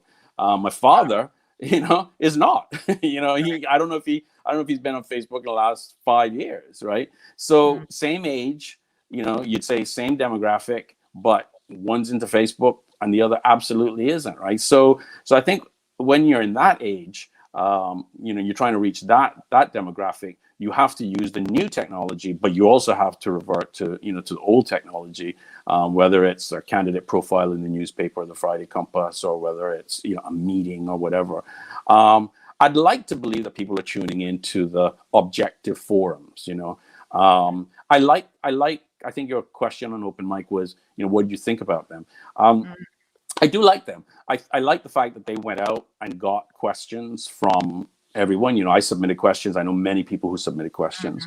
I like the fact that they asked the question of every candidate. So again, the candidate doesn't get to stand up and say, here are my 5 minutes pitch on a topic that I want to talk about, and that reveals preparation, right? It reveals the fact that this candidate hasn't or has thought about population growth or education. During the last election cycle, I remember in particular the prospect debate, or candidates forum as they call them, because it stood out to me that I think it was only 3 people running at the time, that Austin Harris was clearly the winner in the debate. And so it makes me wonder, if someone wins a debate, is there a direct correlation between that and them actually winning the election? Because, Miss Lucille stumbled a bit where she was confused with, I think, dates and how long certain things had been in place. So people felt like, okay, maybe she has passed her prime in terms of being, a viable and vibrant and in tuned candidate. So we need someone a little bit younger. I think Matthew Leslie, well, he's had unique issues that couldn't be overcome by any debate, and people are just not willing to support him, probably in a matter of principle. Like I said, Captain Eugene in the past has been very, reading off of cards, as much of the UDP candidates did in the previous election, because that they were kind of like of one mind. Like, this is, if they ask you this question, this is what you're going to say, because we're all going to say the exact same thing. Yeah, exactly. Yeah. I think that the debates reveal, what candidates think about a particular topic, whether it's like a 5-word answer, okay, they haven't thought about that, or they don't have a particularly strong opinion on that topic, or whether it's, they run out of time talking about it because they're so passionate about it, right? So I think it reveals that. So I think it's useful for an intelligent voter to watch the debates or the forums. It certainly reveals their ability to communicate, articulate points, etc. However, I think that, especially with the one man, one vote, where your district, your voters are fewer than they were, 2 elections ago, I believe that personal contact probably plays a lot more into it, because I know, particularly in West Bay, I've heard people say, well, this candidate, they really look after their people, and I'm not talking about buying votes. I'm talking about just looking after their people. Right. If somebody needs something and they go there, they help them, So I believe that certainly amongst a certain portion of the electorate, your willingness to step up and genuinely, I'm not talking about vote buying, but genuinely help me when I needed help, that carries much, much more sway than what do you think about transparency and population growth and all of that. It's like, look, this guy stepped up when my light bill was cut off, So I believe that all kinds of things come into play with determining who gets the votes, and it's not just the forums, it's not just the slick advertising, and it's not just the deep canvassing door to door, and it's not just the supporting. It's a combination. It's a combination of all of those things. All of those things. Yeah. Yeah. Because I was also thinking, even in relation to Gina, for example, someone said to me some weeks back that a lot of her Instagram followers look like paid followers, because you can get paid followers, and I don't know if that's true or not, but they didn't seem to be a lot of local individuals. And the other thing that they found interesting is that at her meeting, she only had 4 individuals show up. So how important do you think these yard meetings are in the scheme of things as well? Like right now, I know, I don't know if you attended any of the West Bay ones last week, but yeah. Well, Kathy, I spoke at Kathy's launch meeting. I think they are important. I really think they are, and sometimes you could be a little disheartened by, especially compared to the meetings 30 years ago or 40 years ago, where the cars, it was almost like a drive-in or something like that. Nobody wanted to get out of their cars, right? So it brought back memories at Kathy's meeting, because there were some people parked in cars and the car horns were blowing and whatnot. I mean, Kathy's meeting was fairly well attended, and I believe that meetings are important. And here's why I think they're important. I think that it's an opportunity for people to ask questions. I mean, if you look at Raul and Andre's meetings, they were held at almost exactly the same time. I don't know why the two, maybe that was by, design, or whether it was by, coincidence and misfortune. But, Raul, his went a certain length of time. He spoke longer, and then he had a Q&A, right? Andre, the majority of his meeting were people talking about him. Then he spoke briefly, and then kind of ended with a bang, right? Two completely different styles of meetings held within 100 yards of each other or whatever it was, at the same time. No, Andre has been on your show. He's definitely taken questions, so I'm sure he's not going to miss the opportunity to have questions and Q&A with his voters as well. But what I'm saying is I think that those meetings are also the opportunity for voters to ask questions of the candidates. I'll tell you a meeting. I don't know if you listened in on it. Wayne Panton had a Zoom meeting. I thought that was excellent, because people were relaxed. I mean, I love digital anyway, right? So I mean, I use digital platforms. But that Zoom meeting, people were relaxed. They were in their living rooms or their dining rooms or bedrooms, wherever they were, having, sipping a cup of coffee or a glass of wine or whatever, having a real conversation with the candidate, asking questions, and I think that those kinds of forums can be so informing, and I would love to see more of those. But again, not everybody. I think he then held a coffee with Wayne or something on the Saturday. But I think that these opportunities to have meaningful conversations, but not just one-on-one, door to door, because a group will feed off of each other, right? Something that you say to the candidate will spark, oh yeah, I wanted to ask that, or follow up. So I think that where candidates sit with 5 or 10 or 15 of their voters and have meaningful conversations, not just sound bites. I think that's those are excellent forums. And the thing is, Sandy, why I feel, and I listen to your show, is not just the entertainment factor, but I believe that we have a responsibility to educate and inform and mature all of our citizens. Right. The only way that we're going to get the government that we deserve, or get a good government and deserve it, is if we step up as citizens. We have to wake up, we have to step up, we have to speak up, we have to pay attention.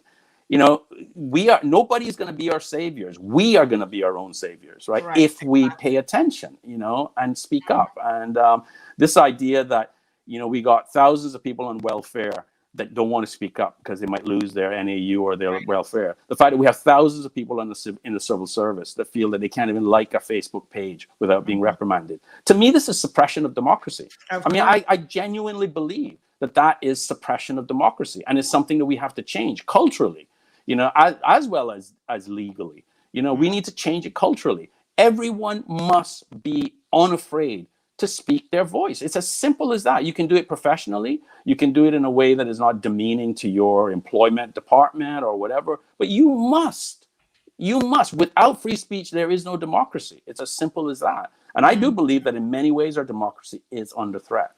Whether it's voter suppression, whether it's vote buying, whether it's corrupt campaign money, whether it's lack of transparency and accountability. I feel that our democracy is under threat. Jonathan says that there's not enough Caymanian voters who are essentially using social media. And in his opinion, that's why we keep electing the same people over and over again, because the voters are too old. Well, it's interesting that he should say that, because the average voting age is, I think it was 50. And then with this last registration drive, it went up slightly to 51. So that's interesting, because I was expecting it to come down, not to be going up in age. But you see, Caymanians are not, we're not, when we say Caymanians, right? Whether you're new Caymanian or older Caymanian or I don't know, generational Caymanian, we're not having that many children to drive the population growth, right? So population growth, Caymanian growth, and by definition then voter growth is coming higher up the age group. If you think about it, right? If somebody comes to Cayman, let's say 25, 30, and they are here for I don't even know how many years it takes to get your status, but let's say it's 15 or 20 years or whatever it is, right?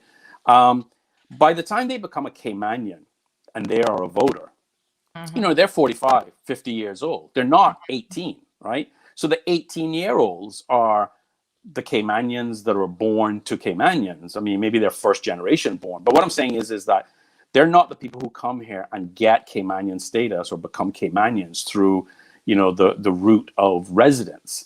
Right. Those Caymanians are already in their late 40s or 50s by the time they become Caymanians. So what it means is that our voter demographic is always going to have this big fat middle. The older Caymanians, the older people are Caymanians, generational Caymanians. The younger people are generational Caymanians. But the middle is where the new Caymanians, those Latino votes that, that Eugene's going for, they're not 18 and they're not 85, okay? They're 45 to 60. So you have to work to that demographic, not only in terms of what media channels you use to reach them, but what are their priorities? Healthcare is a priority. Cost of living is a priority. Retirement pension is a priority. They're almost less worried about transparency.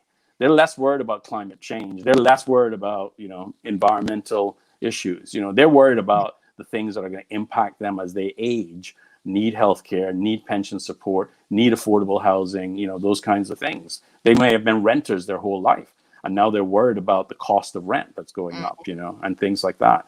And the reason why I feel that, we need to talk meaningfully about every single one of those subjects. But so many of those subjects are impacted by the two root causes of evil, which for me is lack of transparency and accountability, and the race to 100 or 150,000 or whatever growth. If we don't address those two things, we can't address affordable housing, because the pressure is always going to be on housing. We can't address education, because there's always going to be pressure on the education system. So Tracy's asking about the ghost Caymanians. How many are there, and what's the process for them to vote? What's interesting, Tracy, is a lot of the ghost Caymanians actually have the ability to vote, and they've had the ability to vote. I think my cousin is considered one of those, where he's trying to prove that he's Caymanian, but he's had a voter's ID card since he was like 18 years old or whatever, and he's been voting all this time. It's just that the formality of proving it to an employer or to someone else who asks for proof is different, because the voter's ID card isn't enough. So Richard said, Cayman is so small, why would you need $40,000? All you have to do is start early. The billboards and media ads are a waste of money. If I was running, give me an old white sheet and a can of spray paint, and I would make my own signs, use every possible free and cheap outlet like the town hall, and put in at least 3 years of footwork. I don't care how much billboard a candidate has up. It's not going to make me vote for them. I think that that's a fair point, Richard, because in my opinion, it's about balance. And I also agree with you. And we actually had a time this morning, but maybe, Troy, we can pick up on this conversation another day. Sure, anytime. That there are a lot of candidates who have not done the footwork, even candidates who ran in the last election, and their lack of doing the footwork, as Richard has rightfully said, over the past 3.5 years, will be the exact reason why they're not taken seriously and are not elected. So we'll pin that for further discussion. There's a couple interesting court cases going on this morning, so I do want to get to court for 10 o'clock. All right. Have But fun. Jonathan says that they need a brand new panel of fresh MPs. I hope the people would pick the younger candidates so we can get a fresh start. So again, some people looking for some changes. Change. Louis says, why does Caymanians need to move the country forward? What does Caymanians need to move the country forward in the digital age may just be as simple as awareness. And though hackers do exist, there's security measures to place to protect personal information. One of the interesting questions, and if we can wrap it up on this point from last night, was, we'll talk about that one, David, perhaps in the next go round. Troy has addressed it before why he's not running this time, but we'll go at that again for further explanation. But one of the interesting things last night, one of the questions was about, the services in North Side, like what's needed in North Side and East End as the outer districts. And I'm still really, really surprised when candidates say, oh, we need to have our own mini government building in North Side or East End. We need to have, Department of Licensing and Vehicles in North Side. I'm thinking, are you serious? What has happened to us realizing during the COVID pandemic that everything can literally be done online? Yeah. And, we need to utilize the technology that is available to us to make our lives that much easier. I don't have to get up and go stand in line to register my corporate entity, to register or get a business license or apply for one. Yeah. And that's the forward thinking in my mind that should be happening across all districts. Number one, it's going to save government money. Absolutely. Right? So decentralizing, taking these district offices out. Because it's simply not needed. I renewed during COVID. I renewed my driver's license online. I did my car registration renewal online. I did have to take it in for inspection. That was a very quick and seamless process. Everything else was done online. And then they just sent out the documents to me. Like, I think we need to start really moving in that direction.